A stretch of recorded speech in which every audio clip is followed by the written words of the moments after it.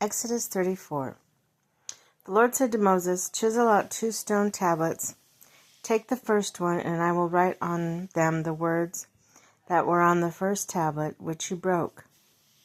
Be ready in the morning, and then come up on Mount Sinai. Present yourselves to me there on the top of the mountain. No one is to come with you, or be seen anywhere on the mountain. Not even the flocks and herds may graze in front of the mountain." So Moses chiseled out 2 stone tablets like the first ones and went up on Mount Sinai early in the morning, as the Lord had commanded him, and carried the 2 stone tablets in his hands. Then the Lord came down on the cloud and stood there with him, and proclaimed his name, the Lord. And he passed in front of Moses, proclaiming, the Lord, the compassionate and gracious God, slow to anger, abounding in love and faithfulness, maintaining love to thousands, and forgiving wickedness, rebellion, and sin. Yet he does not leave the guilty unpunished. He punishes the children and their children for the sin of the parents into the 3rd and 4th generation.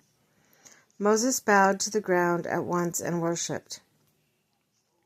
"Lord," he said, "if I have found favor in your eyes, then let the Lord go with us, although this is stiff-necked people. Forgive our wickedness and our sin, and take us as your inheritance." Then the Lord said, "I am making a covenant with you.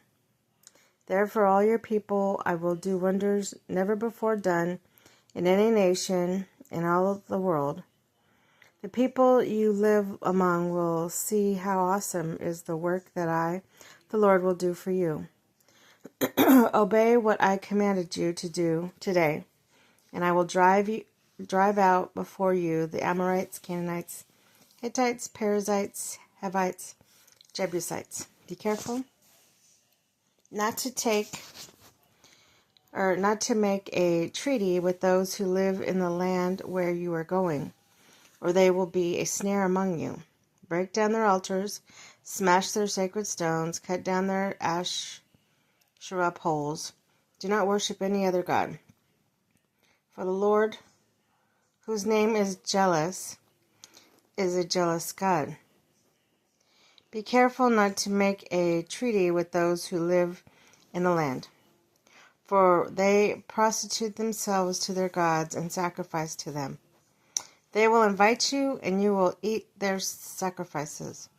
And when you choose some of their daughters as wives for your sons, and those daughters prostitute themselves to their gods, they will lead your sons to do the same. Do not make any idols. Celebrate the festival of the unleavened bread. For 7 days eat bread made without yeast, as I commanded you. Do this at the appointed time in the month of Aviv, for the month you came out of Egypt. The first offspring of every womb belongs to me, including the firstborn males of your livestock, whether from herd or flock. Redeem the firstborn donkey with a lamb, but if you do not redeem it, break its neck. Redeem all the firstborn sons. No one is to appear before me empty-handed. 6 days you shall labor, but on the 7th day you shall rest. Even during the plowing season and harvest you must rest. Celebrate the festival of the weeks with the first fruits of the wheat harvest, and the festival of the gathering at the turn of the year. 3 times a year all your men are to appear before the sovereign Lord, the God of Israel. I will drive out nations before you and enlarge your territory, and no one will covet your land when you go up 3 times each year to appear before the Lord your God. Do not offer the blood of sacrifice to me, along with anything containing yeast. And do not let any of the sacrifice from the Passover festival remain until morning.